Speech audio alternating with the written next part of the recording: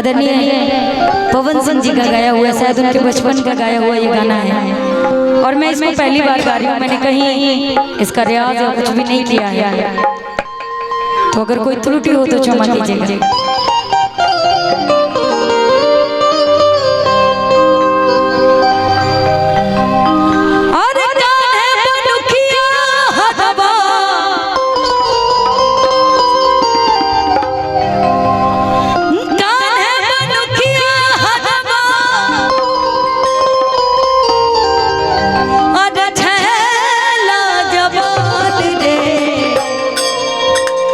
बलमा सिपहिया मोरा देवरा किसान रे, बलमा सिपहिया मोरा देवरा किसान रे। पहली बार गा रहे हैं और अभी जस्ट इसको मैंने सुना, गाने का प्रयास है ना। आप लोग भी आइए जाइए, बार बार हमको प्रेशर आ रहा है कि आपको बुलाया जाए। आइए दोनों लोग आ जाइए।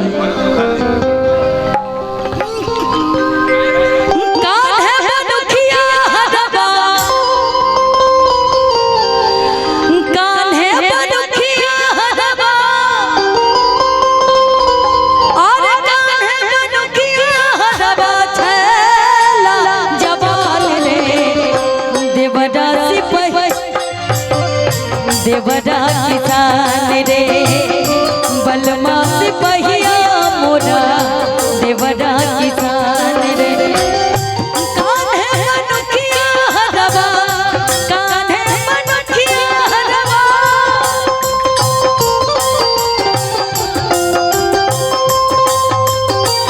कान्हे बाल दुखिया हरवा छेला जवान रे, देवरा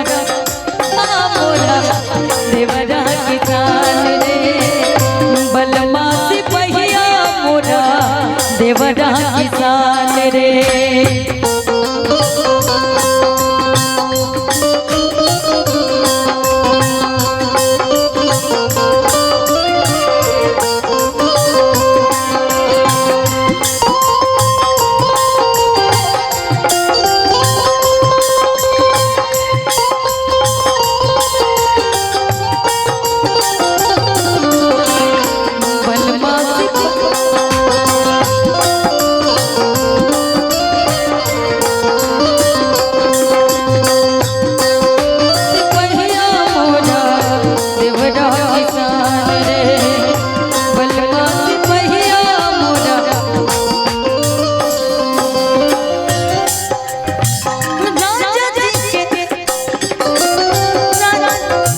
राजा जी के माथे टोपी देवारा के पतरी, राजा जी के माथे टोपी देवारा के पगड़ी,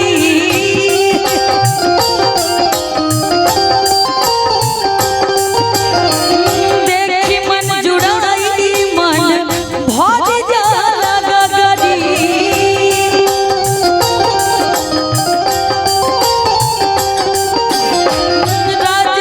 के माथे टोपी देवरा के पगड़ी,